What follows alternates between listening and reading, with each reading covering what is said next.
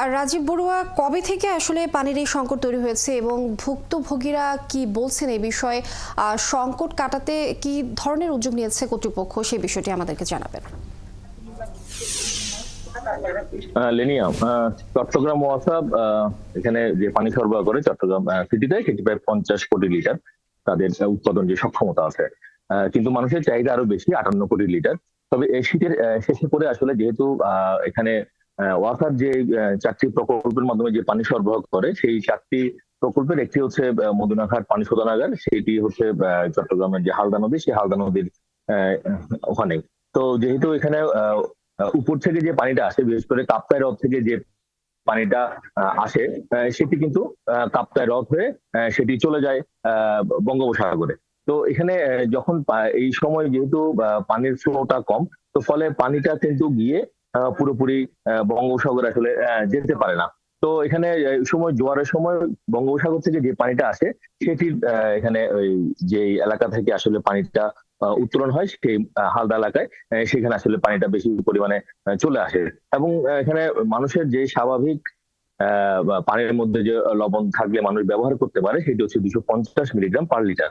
কিন্তু ওই জোয়ারের সময় পানিটা যখন আসে, তখন সেটি সর্বোচ্চ প্রায় 2250 মিলিগ্রাম পার লিটার আসলে লবণ থাকে। তো ওই সময় আসলে ওয়াসা ওই পানিটা কিন্তু তারা পরিশোধনের জন্য কিন্তু নিতে পারে না। তো যার কারণে 5 থেকে 6 ঘন্টা তারা পানি উত্তোলনটা বন্ধ রাখে।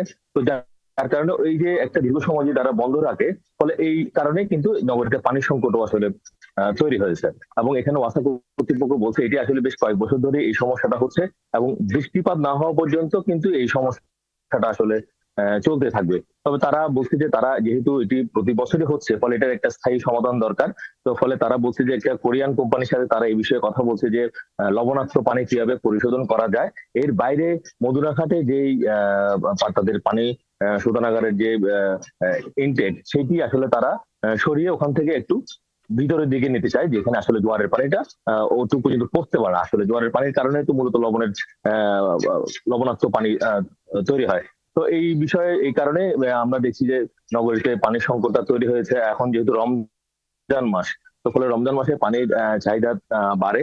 ফলে এই যে 5-6 ঘন্টা তারা পানি উত্তোলন করতে পারে না, এবং তাদের যে সক্ষমতা, সেই সক্ষমতা থেকে তারা অনেকটা পিছিয়ে আছে। বিশেষ করে প্রায় 15 কোটি লিটার পানি তারা ঘাটতি থেকে যায় পুরো নগরবাসী। ফলে আমরা দেখি যে যেসব এলাকাতে কোনো টিউবওয়েল আছে, তো সেখানে আসলে দূর দূরান্ত থেকে মানুষ এসে এখানে পানিটা নিচ্ছে। বিশেষ করে যেহেতু লবণাক্ত পানি তারা ব্যবহার করতে পারে না, ফলে অন্যান্য এলাকা থেকে এসে আমরা দেখছি যে অন্যান্য এলাকা থেকে এসে, বিশেষ করে রিক্সা ভ্যানে করে এসে তারা কিন্তু খাবার পানিটা আসলে নিয়ে যায়। এবং তারা বলছে যে যেহেতু এই পানিটা। অসংখ্য ধন্যবাদ আপনাকে যুক্ত হবার জন্য। আপনি যেমনটি বলছিলেন যে ভুক্তভোগীরা বলছেন স্থায়ী সমাধান দরকার।